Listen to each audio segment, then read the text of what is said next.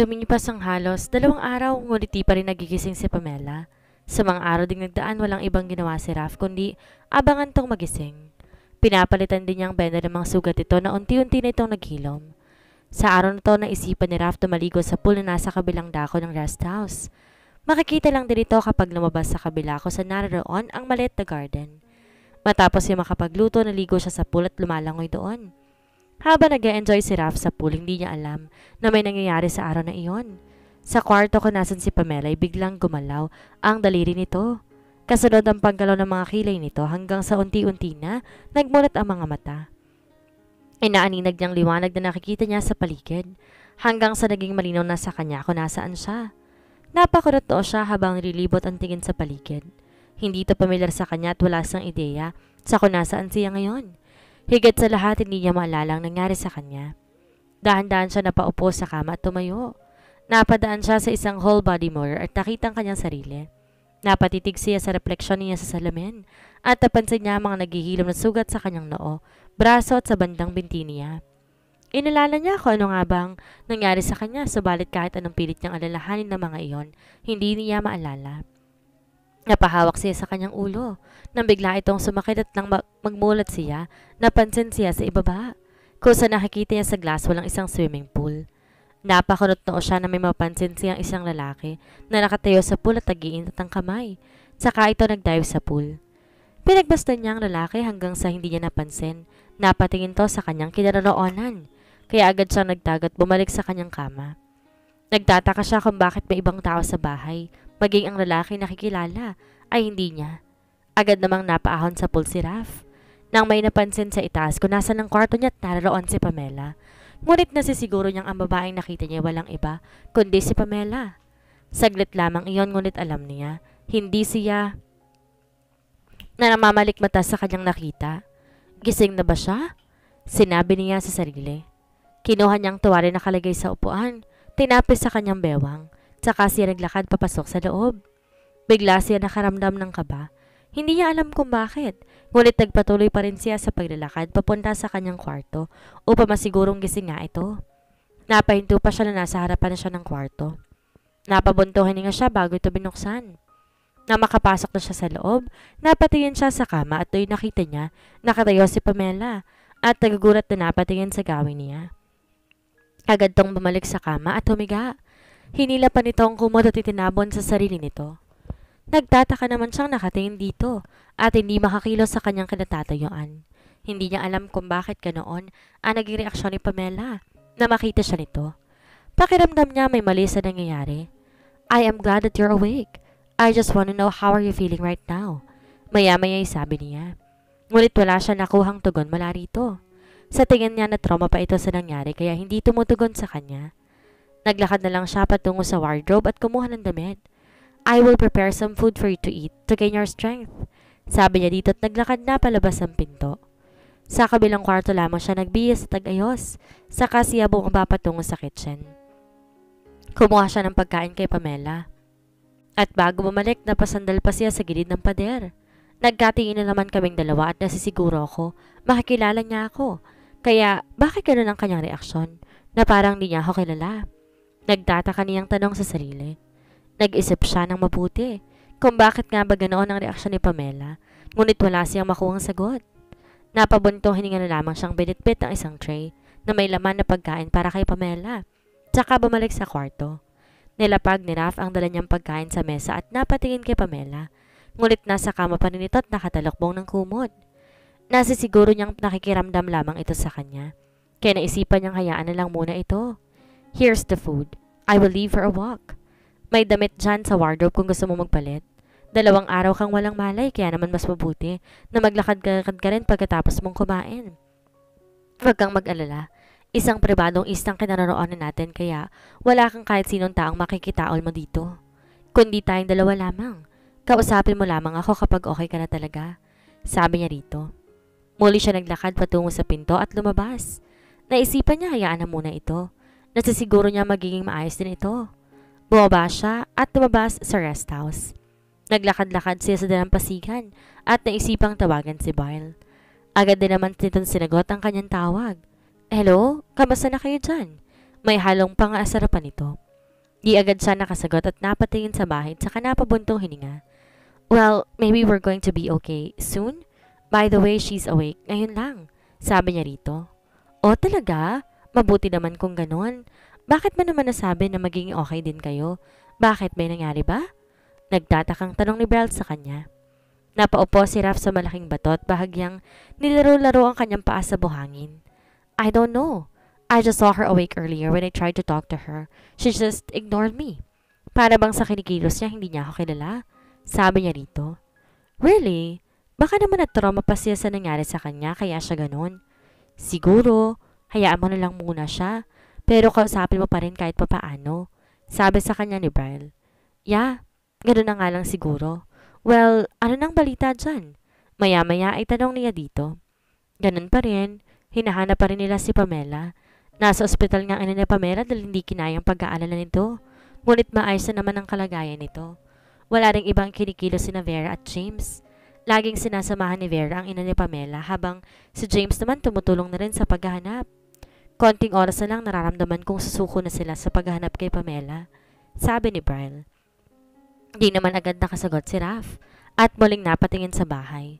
Natigilan pa siyang saglit na makitang nakatayo doon ang babae at nakatingin sa gawin niya.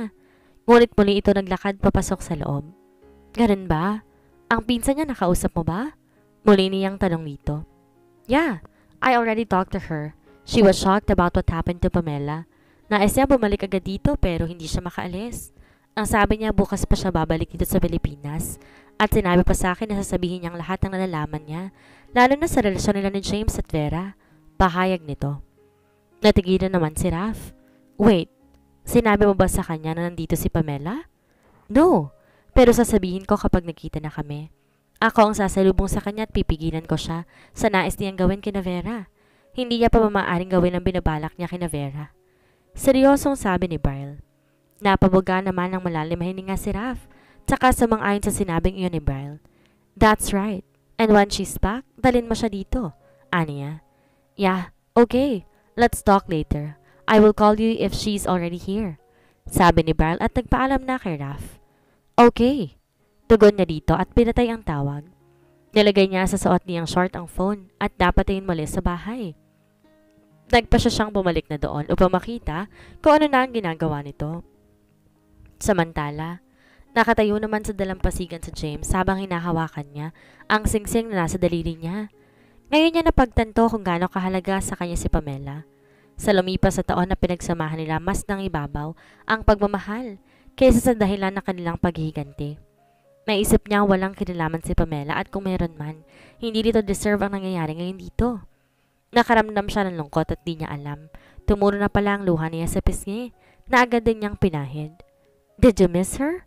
Natigilan si James na biglang may nagsalita sa likuran niya. Napatingin siya dito at bahagyang natigilan. Pamilyar sa kanyang lalaki kaya tinitigan niya ito. Come on, don't tell me you already forgotten me. Di? Nakangising sabi nito sa kanya. Beryl? Wala sa sariling sambit na James dito. Natawa naman si Beryl. Dahil sa naging reaksyon ni James. Muli pa siya nitong tinitigan at sinisigurong tama ngang hinala nito. Yes bro, it's me. Long time no see. Nakangiting sabi niya dito. Wow, nakabalik ka na pala. Muntik na kitang di makilala. Kamusta ka na? Natutuwang tanong ni James at bahagyang pangsinuntok na mahinang balikat ni Beryl. Well, I'm fine. I am just here to have a vacation and of course to attend your wedding too. We got the invitation but we did not come. Tinamad kasi ang isang yon, kaya hindi na kami pinapunta. Saan ni Beryl? Nagtataka namang nakatingin si James dito at tiniisip ko sinong tinutukoy nito. Sino bang tinutukoy mo? Nagtatakang tanong niya. Si Rafael. Kasama ko siya dito at nasa private island siya ngayon para sa tahimik niyang bakasyon. Nakangising sabi ni Beryl. Nais niya sanang sabihin na kasama ngayon ni Rafa ang asawa niya na nawawala pa. Oh? Ganon? Hindi ko inaasahan na magkasama pa rin kayong bumalik dito sa Pilipinas. Tanging sabi ni James at nakaramdam ng pagkadismaya. Dahil noon pa man di sila close ni Raph. Oo naman. Alam mo namang ayaw na hindi ako kasama. Well, hindi pa rin ba nahahanap ang asawa mo? Tanong pa ni Beryl. Napaiwas naman ang tingin si James dito. Hindi pa. Bahagyang natawa si Beryl sa naging sagot ni James. Kaya, napalingon naman muli si James dito. Is that funny? Kunot noong sabi niya pa dito. Napangisi naman si Brian at tinignan niya itong mabuti. Maybe. Para niya naman kasi mahahanap kung gusto rin naman itong wag itong makita. Don't be silly, James. I know everything. Even the relationship between you and Vera. Of course. Kasabot ka rin kung bakit nawawala ang asawa mo. Mariing sabi ni Brian dito. Natigilan naman si James at di makapaniwala sa sinabi ni Brian. Hindi niya magawa makapagsalita. Kaya natawa naman si Brian sa naging reaksyon niya. Nakakagulat ba? Well, it was unexpected. Her cousin Alice was close to me and she told me everything about you and Vera. Your wife knows that you are cheating on her. Tiniis niya ang lahat dahil siguro mahal ka niya. Pahayag sa kanya ni Brian. Mas lalo naman siya nagulat sa mga sinabi nito. Lalo na ang tungkol kay Alice, ngunit ganon din kay Pamela. Hindi niya aakalain na matagal na pala nitong alam ang panloloko niya. Hindi niya nakikita yon. Nang kasama nito habang kasama rin nila si Vera. Wala siya nakikitang selos sa mukha at kilos ito. Ngunit kay Alice ay yun ang nakakapanghinala. Natahimik siya at walang masabi sa kanyang mga nalaman. I am telling you this because I want you to change your mind. Kung magbabagong isip mo, baka makita mo pa si Pamela. Muling sabi ni Brian. Natigilan naman si James at muling napalingon kay Brian na nakangisi sa kanya. What did you say? Did you know where she is? Easy. Maybe yes or no. It depends on how we work with it. Ang nais kong mag-isip ka kung ano ang dapat mong gawin. Ang manatili sa kamay ni Vera o ang mahawakan muli ang kamay ni Pamela. Ganun lang kasimple. Dahil kung mananatili ka kay Vera, hindi mo na makikita pa si Pamela. Dahil hawak siya ngayon ng isang taong walang ibang gagawin kundi ang protektahan siya. Sabi ni Bral at naging seryoso sa huli nitong sinabi. Naging seryoso naman ang tingin ni James sa kanya kaya't napangisi lang siya dito at tinapik ang balikat. Pag-isipan mong mabuti at syempre, hindi mo maaaring sabihin kay Vera na sinabi ko sa iyo. Kilala ko ang babaeng iyon, maging ang grupo na kinabibilangan niya. Kilala ko ang babaeng iyon. Kaya ang lakas ng loob niya para magigante, di ba? Dahil may isang taong sa likod niya na handa siyang suportahan. Kaya naman mag-isip kang mabuti at gawin ang tama. Saan ni Brian at muling tinapik ang balikat nito. Tumalikod na si Brian at iniwan si James na walang masabi. Nang makalayo na siya dito, naging seryosong muli ang kanyang mukha. Ngayon niya lang napagtanto kung bakit sila napasok ni Raph sa gulo ng mga ito. Lalo at makakabangga nila ang taang sumusuporta kay Vera. Hindi naman siya takot sa kung sino ang mga ito. Ang nakakabahala lang sa kanya ay ang magiging reaksyon ni Raph. Hindi niya pa kayang sabihin dito tungkol doon sa lalaman niya. Habang pabalik siya sa hotel, napahinto siya sa hindi kalayuan. Nang mapansing sumakay sa isang kotse mag-asawang Benafe. Nakita niya rin si Vera na inaalalayan ng ginang. Nagpaalam ang ginang kay Vera bago sinara ang pinto. Nalaman niya kaninang babalik na sa Maynila ang asawa at mukhang pinagkatiwanan nila kay James ang paghahanap kay Pamela. Napailing na lang si Brad at nilapitan si Vera na naiwang mag-isa nang umalis na ang mag-asawa. Napalingon pa ito sa gawin niya at naging seryosong tingin. Napangisi lang siya dito at nagpatuloy sa paglapit. Bigla naman tumalikod si Vera sa kanya, kaya hinabol niya ito. Mukhang kalmado ka na ngayon ah. Sabi niya rito na maabutan niya ito. Just leave me alone. Tanging sabi nito sa kanya. Albert? Natigil naman si Vera sa binanggit na pangalan nito at seryosong napatingin kay Bral. Is that the one who's helping you? Mariing napatitig si Vera dito at bahagyang naikuyom ang kanyang mga kamay. Hindi ko alam kung sino bang ginagamit mo. Siya ba o si James? You're really a smart lady. But be careful with that man. I am warning you. Nakangising sabi ni Bral kay Vera at iniwan itong naggugulay pa rin sa sinabi ni Bral. Hindi niya alam kung paano ito nalaman ang tungkol sa taong binanggit nito. Nakatanaw ngayon si Raph kay Pamela mula sa terrace. Nasa dalampasigan to, nakatayo at malayo ang tingin. Hindi maintindihan ni Raph kung ano bang nangyayari kay Pamela. Hindi niya rin to makausap dahil tila ayaw pa rin itong magsalita. Nakita naman niyang nabawasan ng pagkain na ibinigay niya dito at binili ni Bral para dito. Bigla itong napatingin sa gawin niya, kaya napatitig naman siya dito. Ilang saglit pang nagtama ang mga mata nila, nang kusa rin itong umiwas. Bigla na lang pumasok sa isip niya kung bakit nagawang sakta ni James ang isang tulad ni Pamela. Nakikita niya mabait si Pamela at aminin man niya o hindi na kay Pamela ang katangian na hinahanap niya sa isang babae. Naghanap pa rin siya ng impormasyon tungkol kay Pamela at wala siya nakikitang mali sa pagkatao nito. Maraming humahanga sa babae at mga manliligaw, simula pa lang ng college days nito. Ngunit lahat ng iyon binaliwala ng dalaga dahil kontento na ito sa lalaking minamahal na si James. Napapailing na lamang si Raph. Nanatiling nakatingin si Raph kay Pamela hanggang sa makita niya ang kanyang leeg ang nilulusong na nito. Saglit siyang natigilan sa balak nitong gawin. Nang mapansin niyang tuluyan na itong lumubog sa tubig, nakaramdam siya ng kaba. Inintay niyang umahon ito, ngunit hindi na ito umahon pa. Shit! Agad siyang napatakbo palabas ng kwarto dahil tila ba may nangyayari dito. Mabilis siyang bumaba at lumabas ng bahay. Tumakbo siya patungo sa dalampasigan kung saan ito nakatayo at agad nang lumusong sa dagat. Hindi niya pa rin ito nakitang umahon. Kaya naman sumisid na siya sa dagat upang hanapin ito. Pamela! Sigaw niya nang umahon ng kanyang ulo at hinanap si Pamela. Subalit hindi niya pa rin ito nakita, kaya naman muli siyang sumisid sa ilalim upang hanapin ito.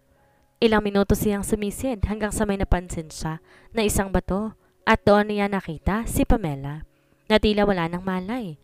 Agad siyang lumingon patungo dito at tila ito paahon.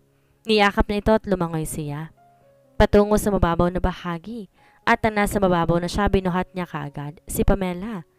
Patakbo siyang pumunta agad sa dalampasigan at inilapag sa buhangin si Pamela. Pamela, hey, wake up! Tawag niya rito. Wala pa rin tong malay kaya naman sinubukan niya i-CPR ito at binigyang hangin ang bibig nito. Ilang ulit niya itong ginawa hanggang sa umubo ito at napaupo. Napaupo naman siya sa tabi nito at puro ng kaba dahil sa nangyari dito. Patuloy itong umuubo hanggang sa makarelax ito. Why did you do that? Seryoso niyang tanong dito. Hindi ito sumagot sa kanya. Binaluktot nito ang mga tuhod. Saka ito yumuko na tila ba natatakot sa nangyayari. Pamela, you almost drowned 2 times. Would you please don't do that again? Alam mo ba, na pag naalala ko sa kung anong mangyayari sa'yo, kausapin mo ako nang malaman ko rin kung anong iniisip mo. Saan niya dito? Inihintay niya magsalita ito subalit natigilan na lamang siya nang bigla nitong banggitin ang sariling pangalan. Pamela? Is that my name?